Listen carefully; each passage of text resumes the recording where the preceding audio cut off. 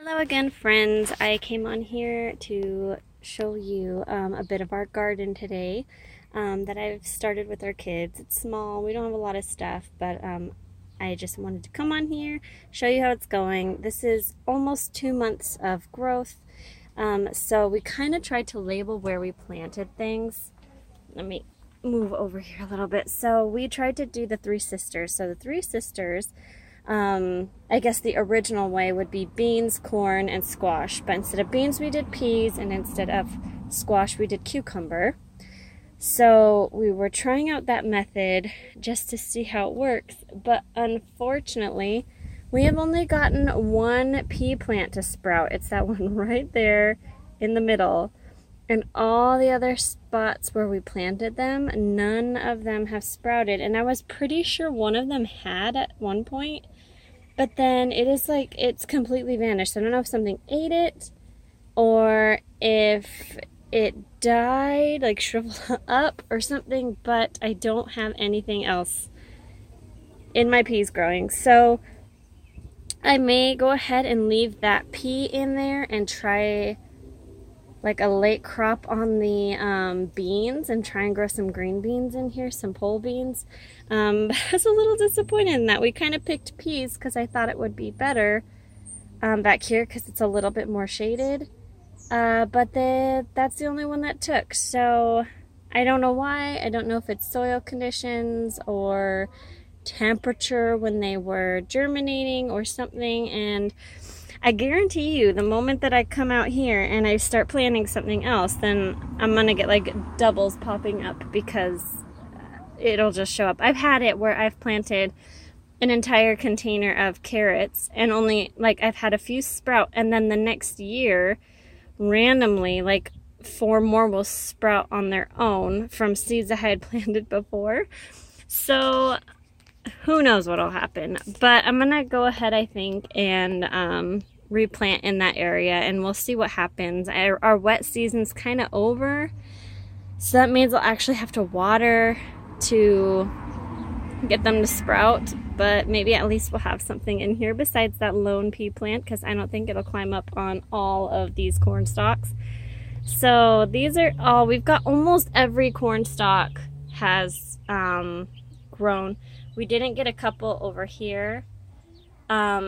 Those did not sprout. And then like one of them right there did not sprout. But as far as I can tell, all the rest of the corn does. So corn seems to be an easy one to grow. And I wanted organic, non-GMO corn to eat with my family because it's so overly processed and it's so like so much of it is GMO that we just kind of wanted to try it ourselves and see what we could get. So hopefully we'll get some corn this year. And so here we've got a couple cucumber, but those are the only areas that those sprouted. And actually I have 2 that sprouted in the same spot. So either my kids missed a spot and they put 2 seeds in the same hole, or they accidentally dropped 2 seeds in there and they filled all the rest. I don't know what happened. They were helping me out. But I will eventually separate that one and then maybe put it over here so we can have more even coverage around the front. And the purpose of having ground cover with corn was to protect it from raccoons. And now I've never personally seen a raccoon in my yard or anything, but we are really close to it, like hiking trails, and we have a natural wash area behind our house, and so it is quite possible that they're around and they just haven't tried to get in our trash cans or anything. Our neighbor did have one in his attic a few years back, so I know they're around. I have just not seen one. So that's supposed to be the purpose of those. So I'll move one of these guys over here to over here. That way we've got more growing around in the front. And hopefully that's enough. If for some reason I don't feel like it's, working out too well, the cucumber did sprout fairly easy. So I could always try to do that, or I could try to grow some squash in between as well, and kind of mix it around instead. So we'll see what we do. This is an experiment. This is our first year of actually trying to grow anything. Anything real anyway. And then right here is my row of lettuce. So that sprouted up pretty good. We got a good row of lettuce. They all seem to have all kind of sprouted. So we did make them a little close together, but I kind of like them as baby greens. So I may just let them grow to a certain height and then pick some of the bigger ones and stuff. So I don't think it's really going to be a big deal. Plus you can grow salad greens in nothing.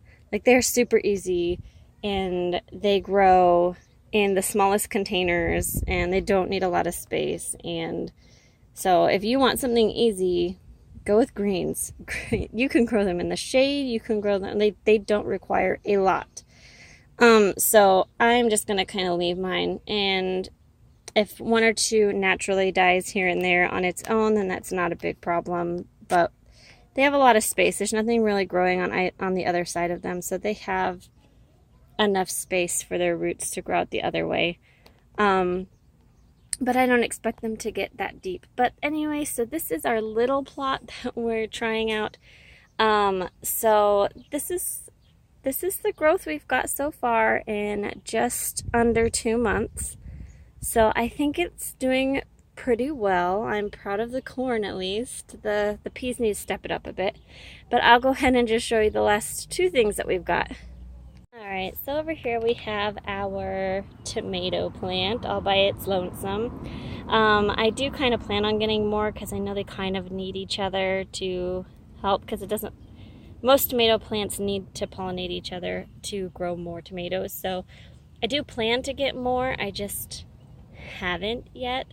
So that's this one right here. I do prefer Roma tomatoes, so I might see if I can get some Roma tomatoes and just kind of plant them around. And excuse the weeds, I need to pick this, but I'm thinking of just like this little whole area around here of just doing the tomatoes over here. And then I kind of want to plant some peppers on the sides, and I have tons of peppers, so hopefully I can get that going too with cilantro and have my own salsa garden area over here.